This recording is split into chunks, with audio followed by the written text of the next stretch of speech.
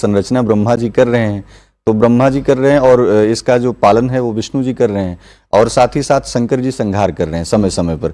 तो हम उन तीनों देवताओं को नहीं टारगेट कर सकते कि नहीं पुरुष का जो है वो मतलब शारीरिक संरचना अलग हो जाएगी, पुरुष छोटे कद का हो जाएगा, या जो जनमानस है, ऐसा नहीं, संरचना इस प्रकार से नहीं बदलेगी। सत्ता परिवर्तन होगा, लेकिन वो राज्य स्तर पर होगा। मैंने आपको ये बात पहले स्पष्ट करी कि भारत के अंदर ये चीजें देखने को मिलेंगी। 5 राज्यों में चुनाव भी है। हाँ, तो सत्ता परिवर्तन का मतलब ये नहीं है कि ये भविष्यवाणी बीजेपी या सपा या बसपा या किसी अन्य पार्टी के पक्ष में हो रही है। जिसका सूर्य, जिसका गुरु और जिसका मंगल ये अपने आप में एक नेतृत्व की भूमिका लेकर के आएगा, वह व्यक्ति शासन सत्ता में राज करेगा। अब जैसे बिहार में चुनाव हुआ, कोई कल्पना किया था, लेकिन अंतिम वर्ष जाते जाते देखिए अच्छा परिणाम क्या लेकर के आया कि एक जब आप धर्म ध्वज को लेकर के चलने का प्रयास करेंगे, या आप कैसा भी मुखौटा धारण किए हैं उससे नहीं मतलब है, धर्म को अपनाया है आपने ना, तो धर्म को अपना करके माँ सीता का हरण हुआ, तो रावण भी जो है वो ब्राह्मण का वेश धारण करके भी उस पे साधु का गया था। तो कहीं ना कहीं मतलब एक स्वरूप जब व्यक्ति बदलता है तो वो सत्ता में आता है। तो हम ये कहना चाहते हैं कि जो ग्रहों का परिवर्तन है वो सत्ता परिवर्तन भारत के अंतर्गत ले आएगा। शीर्ष नेतृत्व पे 2029 तक कुछ नहीं होने वाला है। मोदी जी ही प्रधानमंत्री जो अभी हैं वही रहेंगे। उनके स्वास्थ्य को लेकर के मैंने कई बार चेतावनी दी है, और ये मैं फिर उसको प्रेडिक्ट करता हूं। कई लोगों का मेरे पास फोन भी आया इस मामले में कि आप इस मामले में किस आधार पर आप इस चीज को बताते हैं। लेकिन स्वास्थ्य क्या होता है, जैसे मोदी जी की कुंडली के अंतर्गत शनि की जो स्थिति है वो बहुत स्ट्रांग भी है। शारीरिक पीड़ा या शारीरिक कष्ट के अनुभव उनको हो सकते हैं, लेकिन जब व्यक्ति धार्मिक गतिविधियों में संलिप्त रहता है तो ग्रहों के दुष्प्रभाव से बच जाता है। ग्रह रहेगा लेकिन दुष्प्रभाव से बच जाएगा। तो ऐसी परिस्थितियों का निर्माण है। एक राष्ट्र लेवल पर, भारत के लेवल पर किसी भी प्रकार का सत्ता परिवर्तन नहीं, लेकिन राज्य लेवल पर सत्ता परिवर्तन के पूर्ण आसार हैं। बिल्कुल। बनी हुई सरकार भी खंडित हो सकती है, ऐसी परिस्थितियां हैं 2026। बिल्कुल। अच्छा जी। आचार्य जी, हमने राजनीति की बात कर ली, इससे पहले हमने इकोनॉमी की बात कर ली। आपने जिक्र किया कि किसानों के लिए ये साल अच्छा रहने वाला है, क्योंकि जो वैश्विक स्तर की जो जियोपॉलिटिकल सिचुएशन, जो जियोपॉलिटिकल सिनेरियो होगा, उसमें खाद्य पदार्थों के जो रेट हैं वो बढ़ेंगे, तो जाहिर सी बात है, और भारत तो कृषि प्रधान देश है ही, तो ऐसे में किसानों को काफी फायदा होने वाला है, लाभ होने वाला है। अगर हम स्वास्थ्य के लिहाज से बात करें, क्योंकि हम कोविड के उस दौर से शायद अभी उभर ही रहे हैं। बहुत सारे लोग जिस तरह से कोविड के दौरान किसी ना किसी तरह से प्रभावित हुए, चाहे मेंटली, इमोशनली, फाइनेंशियली, प्रोफेशनली, वो अब जाके कहीं ना कहीं स्टेबल हुआ है थोड़ा उनका मामला। तो 2026 स्वास्थ्य के लिहाज से कैसा रहने वाला है? मंगल जो है वो हार्ट पर ज्यादा असर डालता है शारीरिक संरचना में, और मंगल राजा की भूमिका से हट करके मंत्री की भूमिका में आ रहा है। मंगल और चंद्रमा की युति अस्थमा वाले रोगों के लिए बहुत ज्यादा, जिनको अस्थमा है, जिनको लम्स की प्रॉब्लम है, जिनको हार्ट की प्रॉब्लम है, उनके लिए 2026 थोड़ा सा चुनौती भरा रहेगा। और उसमें उनको अगर वो योग, प्राणायाम, व्यायाम इन चीजों से नहीं जुड़े रहेंगे तो उनके स्वास्थ्य पर फाइनली एक बहुत बड़ा असर पड़ सकता है, जिससे कहीं ना कहीं पारिवारिक क्षति देखने को मिलेगी, और ये एक अलग लेवल पर देखने को मिलेगी। आप हॉस्पिटल का रिकॉर्ड भी अगर निकालेंगे तो उसमें हार्ट के पेशेंट जो हैं वो 2026 में गए गुजरे ज्यादा मिलेंगे। ये मंगल जो है कहीं ना कहीं उस भाव में जब जा रहा है, मंत्री भाव में, तो वो अपनी पूरी क्रियाशैली पर इंसान को डिस्टर्ब करने का प्रयास करेगा। वो प्रकृति पर तांडव तो नहीं कर पाएगा। प्रकृति का जो स्वरूप है वो शनि के वक्री होने पर ही परिवर्तन होगा। तो जैसे बहुत जगह जलवायु की स्थिति बदलेगी, बहुत बरसात कई जगह होगी, कई जगह सूखा जैसी स्थिति भी आएगी।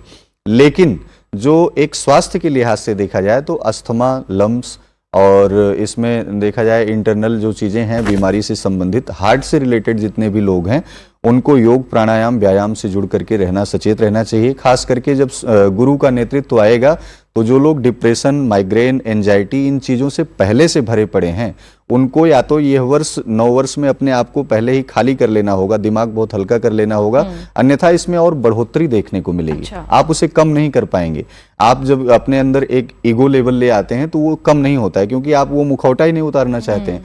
वो मुखौटा जब आप उतारेंगे तभी जाकर के नॉर्मल हो पाएंगे। ऐसी परिस्थिति में खुद को नॉर्मल करना बहुत जरूरी है। यानी आचार्य जी, क्या हम ये कह सकते हैं कि साल 2026 वाकई, क्योंकि हम अक्सर कहते हैं कि नई अपॉर्चुनिटीज का साल है, नए रेजोल्यूशंस बनाते हैं, लेकिन 2026 को लेकर क्या हम वाकई कह सकते हैं कि एक आम इंसान के लिए कि आपने जैसे कहा कि आप खुद को खाली कर लीजिए और 2026 ऐसा है कि आप अगर पॉजिटिविटी से भरना चाहेंगे खुद को तो वो भी हो जाएगा, और अगर नेगेटिविटी लेकर चलना चाहेंगे तो फिर तो चरम पर नेगेटिविटी भी पहुंच जाएगी। उसका कारण ये है कि जैसे गुरु का वर्ष है, गुरु आध्यात्मिकता को ले आता है व्यक्ति के जीवन में। अब आप पहले से अगर आध्यात्मिक हैं तो आपके अंदर ऊर्जा का संचार होगा, लेकिन जब आप पहले से नेगेटिव शक्तियों से भरे पड़े हैं, एक गंदी सोच से भरे पड़े हैं, एक संकीर्णता से भरे पड़े हैं, तो गुरु वहीं पर आपके जो ब्रेन में, आपके दिमाग में एक विद्रोह पैदा करेगा, उत्पन्न करेगा। उससे दिमाग की नसें ब्लास्ट हो सकती हैं, आप मानसिक रूप से विक्षिप्त हो सकते हैं, पागल हो सकते हैं, आप किसी भी परिस्थिति में जा सकते हैं। और ऐसी स्थिति को ना आने पाए इसलिए अपने आप को मानसिक शांति, आप पर्वतों पहाड़ों की यात्रा करें, आप अच्छी हरियालियों में बैठें, अपने माता पिता के संस्कारों को पुनर्जीवित खुद में करें, साथ ही साथ मेडिटेशन, योगा करें, ध्यान करें, प्राणायाम करें, गौ की सेवा करें, स्त्रियों का सम्मान करें। दाम्पत्य जीवन में यदि विद्रोह आपके माध्यम से हो रहा है तो अपनी भाषा शैली को सटीक कर लें, सही कर लें, क्योंकि आने वाला समय जो है वो जैस्मिन जी 2029 तक बहुत कठिन रहने वाला है। ये वास्तव में ये ज्योतिषियों की भविष्यवाणी चाहे कह लो या फिर कह लो ग्रहों का परिवर्तन कह लीजिए, कुछ भी कह लीजिए, 2029 तक आपसी जो रिलेशनशिप हैं, जो आपस के संबंध हैं, इसमें स्त्री की मर्यादा तार तार होती हुई आपने देखा ही है, दिखाई ही पड़ रही है। पुरुष इस चीज को समझ नहीं रहा है। बहुत सारी महिलाएं भी इस प्रकार की हरकतों से अपनी घिरी हुई हैं कि उसमें पुरुष भी प्रताड़ित हो रहा है। मतलब दोनों परिस्थितियां देखी जाए तो मातृत्व भाव ज्यादा प्रताड़ित स्थिति में है, मतलब स्त्री पक्ष अधिक प्रताड़ित स्थिति में है, संवेदनाओं का हनन हो रहा है। तो इसमें कहीं ना कहीं गुरु के इस वर्ष में पुरुषों को यह बात बहुत ही सटीक और सरल तरीके से समझनी होगी कि अपना ईगो लेवल, अपना मानसिक जो स्तर है, जो सोचने की जो क्षमता है, जो संदेह करने की क्षमता है, उस पर जितना हो सके उतना कंट्रोल करके विराम करके आप चलेंगे तो यह पूरा वर्ष आपके लिए बेहतर होगा। राज्य स्तर पर भारत के पूरे नेतृत्व की बात करें तो भारत के नेतृत्व में यथास्थिति बनेगी, कुछ न कुछ पदों पर जो है परिवर्तन देखने को मिलेगा, लेकिन राज्य स्तरीय जो चुनाव है या फिर राज्य स्तरीय जो तख्ता पलट होने वाली स्थिति है वो देखने को आगे कुछ न कुछ अलग कई राज्यों में देखने को मिलेगी। जैसा आपने बताया कि चुनाव है भी, लेकिन वैसे भी जो है अंतर कहीं ना कहीं एक अंतर कलह की स्थिति, विद्रोह की स्थिति, वो चाहे धर्म को लेकर के हो या कुछ भी ऐसी परिस्थितियां बनेगी जिनके कारण से सत्ता परिवर्तन सुनिश्चित है। बिल्कुल बिल्कुल।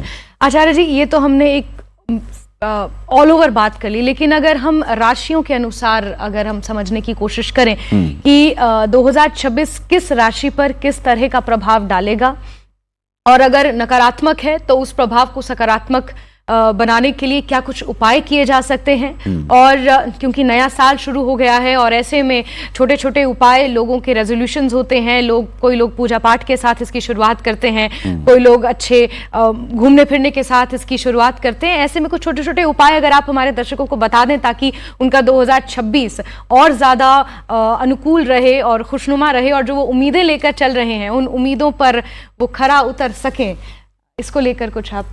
जैसे जो है देवगुरु बृहस्पति का जो विशेष रूप से परिवर्तन हो रहा है वो कर्क राशि में हो रहा है। इस बार कर्क राशि वाले जातक बहुत लंबे समय से अपनी पर्सनल लाइफ और प्रोफेशनल दोनों को लेकर के परेशान थे, लेकिन यह वर्ष 2026 मान के चलिए कि अप्रैल तक उनके लिए बहुत ही गोल्डन पीरियड है, और इस समय में वो अपने आप को वो निखार भी सकते हैं, एक बड़े पद पर भी जा सकते हैं, उनका वैवाहिक जीवन आगे सुधर सकता है, वो विवाह कर सकते हैं, आदि बहुत सारी चीजें उनके जीवन में देखने को मिलेंगी। लेकिन जब गुरु बृहस्पति कर्क राशि में जा रहे हैं तो ऐसी दो मुख्य और राशियां हैं जिन पर उनका बहुत अच्छा प्रभाव पड़ रहा है। पहली राशि है जो कि मेष राशि है, और दूसरी राशि जो है वो है कन्या राशि। कन्या राशि पर और मेष राशि पर और कर्क राशि पर गुरु बृहस्पति का एक बहुत ही अच्छा प्रभाव देखने को मिल रहा है, जो धन धान्य के लिए भी, प्रॉपर्टी के लिए भी, वैवाहिक जीवन के लिए भी, आदि कई सारे विषयों पर एक अच्छा पहलू लेकर के आ रहा है। लेकिन अन्य की 9 राशियों पर इसका दुष्प्रभाव थोड़ा देखने को ये मिलेगा, जो हमने बताया ईगो लेवल वाला। तो व्यक्ति क्या होता है कि जैसे 12 राशियों में आप किसी भी राशि के जातक हैं तो जो ग्रह अपने राजा के रूप में सभी 9 ग्रहों को डील कर रहा है या 12 राशियों को डील कर रहा है, उस ग्रह का हर व्यक्ति पर प्रभाव और दुष्प्रभाव दोनों देखने को मिलता है।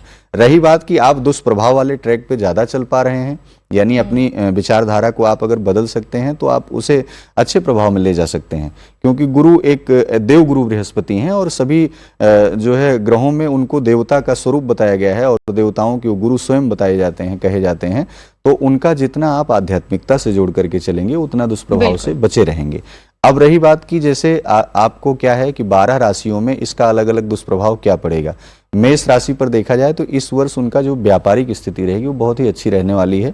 वो डेवलप चीज़ें उनके जीवन में होंगी। एक प्रॉपर्टी को लेकर के बहुत विवादों से जैसे आप उलझे हुए थे तो लंबे समय से उससे भी आप निकल सकते हैं। पर्सनल रिलेशनशिप आपके बहुत अच्छे होंगे। पुराने जो बिखरे हुए रिश्ते हैं उसमें भी बहुत सारे उतार चढ़ाव देखने को लंबे समय से मिल रहे थे, उसमें काफ़ी कुछ सुधार देखने को मिलेगा।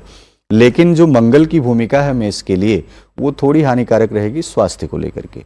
स्वास्थ्य पे असर इस तरीके से डाल सकता है जैसे आप बहुत आक्रामकता में बहुत अग्रेसिव होकर के आप किसी कार्य को या कोई योजना बना करके आप चलना चाहते हैं, तो उस परिस्थिति में क्या होगा कि कहीं ना कहीं आप गलत डिसीजन ले लेंगे। यानी अपनी जो निर्णायक क्षमता है या आपकी कार्य करने की जो शैली है या निर्णय लेने की जो शैली है उस पर विचार करके पुनर्विचार करके तब आप आगे बढ़ेंगे तो यकीनन मेष राशि वालों के लिए अच्छा होगा। बिल्कुल। वृषभ राशि वालों के लिए अगर बात कर लें तो वृषभ राशि वालों के लिए यह वर्ष स्वास्थ्य के लिहाज से बहुत उत्तम रहने वाला है।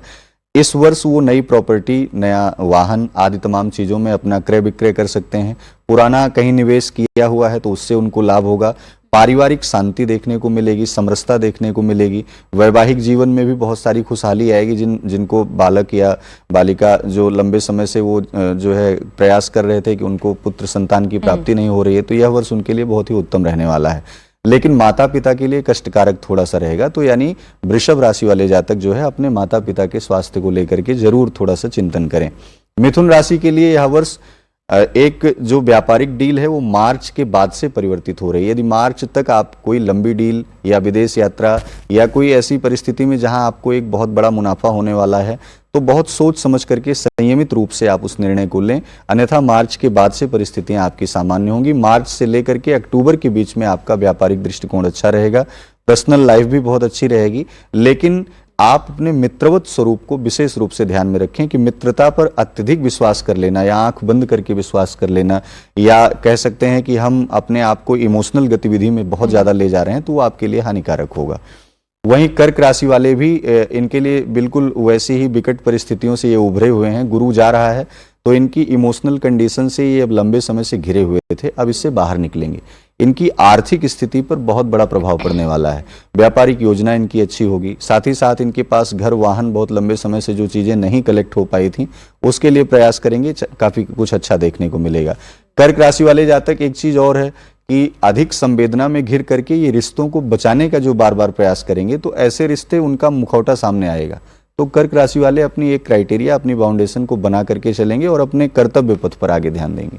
सिंह राशि वाले जो देखने को मिलेगा कि सिंह राशि सूर्य से यह वर्ष की शुरुआत हो रही है। धनु राशि में जो है मकर राशि में सूर्य गोचर कर रहे हैं प्रारंभिक काल में ही, और देवगुरु बृहस्पति से यह वर्ष की प्रारंभिक राजा के तौर पर शुरुआत हो रही है। तो सिंह राशि के लिए बहुत ही अग्रेसिव और उतावलापन रहने वाला है।